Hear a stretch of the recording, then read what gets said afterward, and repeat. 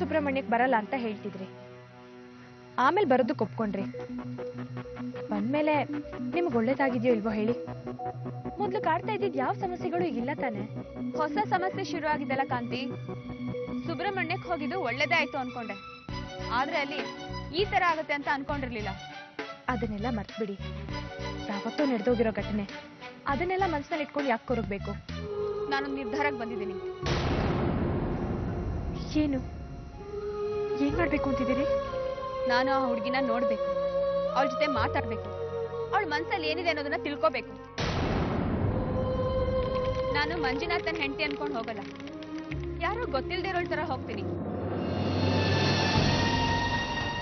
ಅವಳು ಏನಂತಾಳೆ ಅಂತ ಕೇಳ್ತೀನಿ. ಅವಳೆಲ್ಲಾನು ಮತ್ತು ಸಂತೋಷವಾಗಿದ್ರೆ ಸುಮ್ಮನೆ ಇರ್ತೀನಿ. ಅವಳೊಂದ್ ವೇಳೆ ಮಂಜುನಾಥನ್ ಧ್ಯಾನದಲ್ಲಿದ್ರೆ ಅವಳನ್ನ ಇಲ್ಲಿ ಕರ್ಕೊಂಡು ಬರ್ತೀನಿ.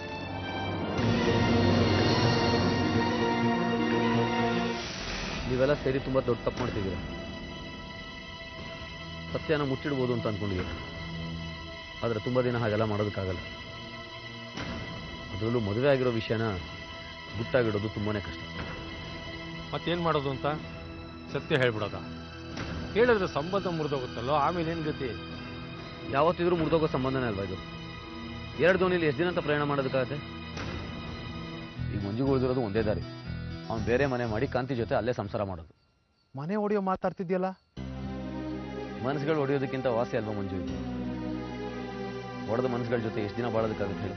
ಆದ್ರೆ ಒಂದು ವೇಳೆ ಐಶ್ವರ್ಯನೇ ಬೇರೆ ನಿರ್ಧಾರಕ್ಕೆ ಬಂದ್ರೆ?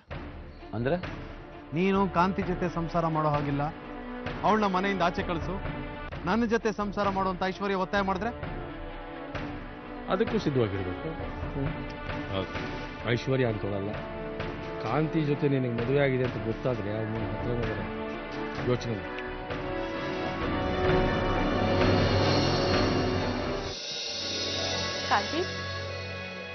ಕಾಂತಿ ಅಣ್ಣ ಅತ್ತೆ ಬಂದಿದ್ದಾರೆ.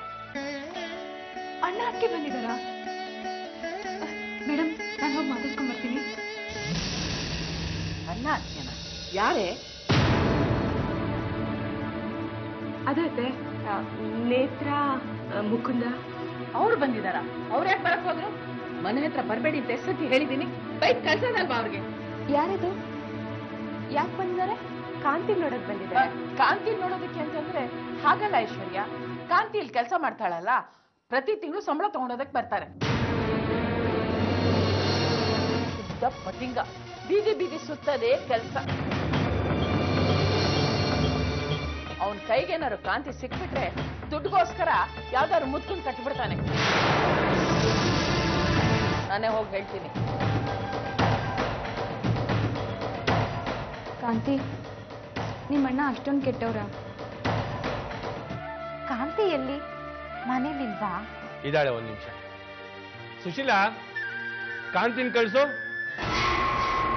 ಏನಾಗ್ಬೇಕಾಗಿತ್ತು? ಕಾಂತಿ ನೋಡ್ಕೊಂಡು ಹೋಗೋಣ ಅಂತ ಬಂದೆ. ನಿಮ್ಗೂ ಕಾಂತಿಗೂ ಏನ್ ಸಂಬಂಧ? ಸಾಕಿದೇವಿ ಮಾತ್ರಕ್ಕೆ ದುಡ್ಸಿ ಗುಲಾಮ್ಗಿರಿ ಮಾಡಿ ಸಂಪಾದನೆ ಮಾಡ್ಬೇಕಾ? ನಾಚಿಕೆ ಆಗಲ್ಲ ನಿಮ್ಗೆ? ನೀ ಸುಮ್ನಿರೋ. ತಿಂಗಳ ಬಂದ್ಬಿಡ್ತಾರೆ ದುಡ್ಡು ಕೇಳ್ಕೊಂಡು. ಕೊಡ್ದೆ ಹೋದ್ರೆ ಗಲಾಟೆ ಮಾಡ್ತೀರಾ. ಯಾಕೆ ಹೀಗೆಲ್ಲ ಮಾತಾಡ್ತಾ ಇದ್ದೀರಾ? ನಾನ್ ಹೀಗೆ ಮಾತಾಡೋದು, ಹೀಗೆ ಇರೋದು. ಬರ್ಬೇಡಿ ಅಂತ ಒಂದ್ಸಲಿ ಹೇಳಿದ್ರೆ ಅರ್ಥ ಆಗಲ್ಲ ನಿಮ್ಗೆ. ನಡೀರಿ ಆಚೆ. ಹೊರಗಡೆ ಹೋಗ್ತಿರೋ ಇಲ್ಲೋ ಕತ್ತಿರ್ದ ಆಚೆ ತಳ್ಳೋ.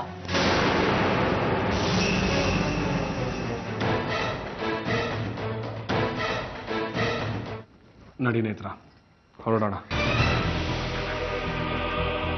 ನಮ್ಮಿಂದಾಗಿ ಕಾಂತಿಗೆ ತೊಂದರೆ ಆಗೋದು ಬೇಡ. ನಡಿ. ಕಾಂತಿ, ನೀನ್ಯಾಕೆ ಬೇಜಾರು ಮಾಡ್ಕೊಳ್ತೀಯಾ? ಅಂಥವ್ರಿಗೆ ಹಾಗೆ ಆಗ್ಬೇಕು. ಅತ್ತೆ ಹೇಳಿದ್ದೆಲ್ಲ ಸತ್ಯ.